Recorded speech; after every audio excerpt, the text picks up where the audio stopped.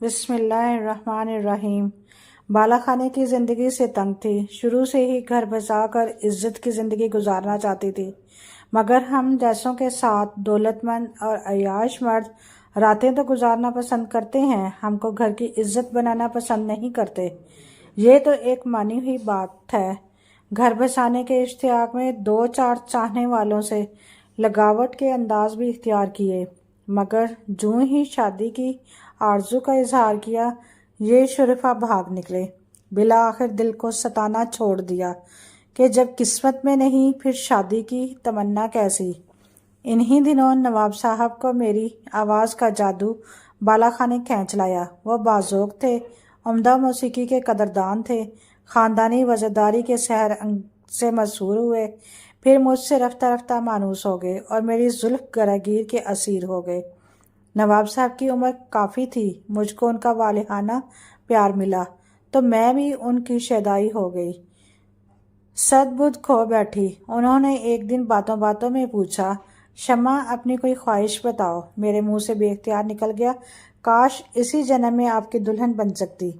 بڑی حیرت سے یہ بات کہی کہ وہ گہری سوچ میں ڈوب گئے۔ میں سمجھ گئی کہ شمع کے صرف وہی پروانے نہیں ہیں، اور بھی لوگ آتے ہیں جو مجھ پر نوٹ نچاور کرتے ہیں۔ تو نواب صاحب کو یہی بات پسند نہیں، بھلا کیسے ایک بکاؤ عورت کو اپنی عزت بنا سکتے ہیں۔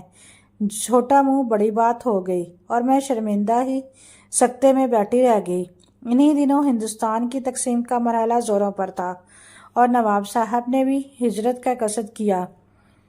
جب وہ ہمارا شہر چھوڑ کر جانے لگے تو میں نے بھی بالا خانہ چھوڑنے کا فیصلہ کر لیا، تہیہ کر لیا کہ ان کے پاؤں پکڑ کر شریفانہ زندگی کی بھیک مانگوں گی تاکہ وہ مجھے بھی ساتھ لے چلیں۔ جب چلنے لگے خدا حافظ کہنے آئے، میں نے ان کی بگھی کے گھوڑے کی باگیں پکڑ لی، التجا کی کہ مجھے بھی ساتھ لے چلیں یا پھر گھوڑے کے سموں تلے رون ڈالیں، مگر میں اب اس جگہ آپ کے بغیر نہ رہ پاؤں گی۔ جب انہوں نے میری بے قراری دیکھی تو بگھی میں سوار کر لیا اور میں اپنا سب کچھ چھوڑ کر ان کے ساتھ ہوئی۔ جانے ان کے من میں کیا تھا۔ بہرحال جہاں انہوں نے مجھے اس رات ٹھہرایا ایک سائیں کا ڈیرا تھا، وہاں بھوسے کے ڈھیر پڑے تھے۔ انہوں نے سائیں کو ہدایت کی، کل صبح آؤں گا، ان کو یہاں نہایت عزت اور احترام سے ٹھہرائیے گا اور جو چیز درکار ہو مجھے بتائیے۔ وہاں ایک کمرہ بنا ہوا تھا جس میں پلنگ وغیرہ سیٹ تھا، رقم بھی دے گئے کہ کھانے وغیرہ کا انتظام کر لینا، ان کو کوئی تکلیف نہ ہو۔ نواب صاحب دراصل مجھے اپنی بیوی کے روبرو لانا چاہتے تھے، اسی وجہ سے کسی دوست یا واقف کار کے گھر نہیں ٹھہرایا۔ وہ یہ بات راز میں رکھنا چاہ رہے تھے۔ رات کو سائیں نے اس کمرے میں ٹھہرایا جو سجا ہوا تھا اور نواب صاحب ہی کا خفیہ بیڈ روم لگتا تھا۔ سائیں نے کھانے وغیرہ کا پوچھا اور بادب ہر ضرورت کا خیال رکھا۔ پھر رات کو اس کی بیوی بھی آ گئی جو اس کمرے میں چارپائی پر سو رہی۔ صبح نواب صاحب قاضی اور دونوں بھائیوں کے ہمراہ آ گئے۔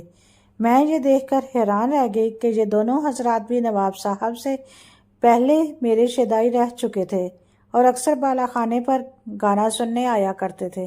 انہوں نے مجھے پہچان لیا اور شرمندہ ہو کر بولے، شمع جی تم؟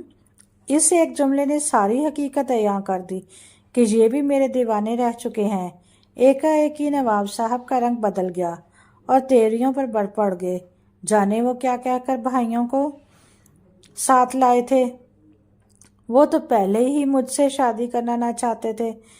جب سگے بھائی ہی میرے آشنا نکلے تو پھر یہ ڈھول کیوں گلے میں ڈالتے۔ ہمدردی میں ہمراہ لائے تھے اور اب پچھتا رہے تھے۔ جن پر تکیہ کیا وہی پتے ہوا دینے لگے تو پھر کسی اور نے کیا میری کشتی کو پار لگانا تھا۔ میں اس صورتحال سے گھبرا کر زاروں کے دار رونے لگی۔ اب یہ تینوں سر جوڑ کر بیٹھ گئے کہ اس کا کیا کریں۔ مشورے کے بعد یہ حل نکالا کہ قرعہ نکالیں، جس کے نصیب میں یہ بلا لکھی ہے وہی اپنے سر لے لے، شاید اس سے خدا ناراض نہ ہو۔ بے آسرا چھوڑ دیں گے تو کہاں جائے گی، کیونکہ ان دنوں حالات بھی بہت مخدوش ہو رہے تھے۔ بلووں نے اچھے بھلوں کی نیندیں اڑا دی تھیں۔ قرعہ اندازی قاضی صاحب نے کی تو قرعہ فال نواب صاحب ہی کے نام کا نکلا۔ میرا دل کھل اٹھا، یہی چاہتی تھی، مراد پوری ہو گئی۔ انہی کی بنی ہوئی اور قاضی صاحب نے میرا شرعی نکاح نواب صاحب سے پڑھوا دیا۔ میری قسمت اچھی تھی کہ نواب صاحب کی پہلی بیوی کے بچے نہ ہوئے تھے، مجھے سے صاحب اولاد ہوئے۔ خاندانی آدمی تھے، نباہ کیا، مگر میرا ان سے ناتا ان کے بچوں کی وجہ سے تھا۔ وہ مجھے بطور شریک حیات کچھ خاص اہمیت نہ دیتے تھے۔ ان کو اپنی پہلی بیوی کی خاطر بہت مطلوب تھی، جو ان کے اپنے خاندان سے تھی۔ ان کی عمر کافی تھی۔ شادی کے 10 برس بعد مشرقی پنجاب سے ہم ہجرت کر کے لاہور آ گئے تھے۔ مجھ کو علیحدہ گھر لے کر دیا۔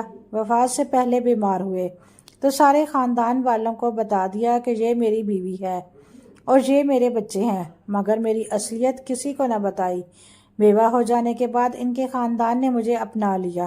بچوں کی وجہ سے مجھ سے نباہ کیا۔ میں ان کے در پر پڑی رہی۔ ان کی پہلی بیوی نے بھی نہ دھتکارا، اگرچہ وہ مقام نہ دیا جو میرا حق تھا، مگر اہانت آمیز رویہ بھی اختیار نہ کیا۔ میں نے بھی سوچا کہ آخر میرے بچے جوان ہو جائیں گے تو اس خاندان میں اپنا مقام پا لیں گے۔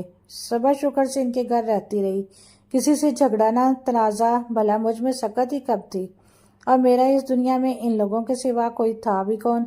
خدا کا شکر ہے کہ میری محنت رائگاں نہ گئی، میرے بچے جوان ہو گئے، وہی نواب صاحب کے وارث اور جانشین ہوئے، ان کی جائیداد کے وارث قرار پائے۔ خاندان بھر نے ان کو عزت دی اور لوگ ان کی وجہ سے مجھے بھی مانتے اور پہچانتے ہیں۔ ان بچوں کی بدولت مجھے وہ مقام مل گیا جو نواب صاحب کی زندگی میں نہ ملا تھا۔ خوش ہوں کہ ہجرت کے بعد میرا ماضی وہیں رہ گیا اور بدنامی کا داغ میرے ساتھ نہیں آیا۔ تبھی نواب صاحب کے رشتہ دار عزت کرتے ہیں اور ساری جوانی شرافت سے کاٹنے کا صلہ مل گیا۔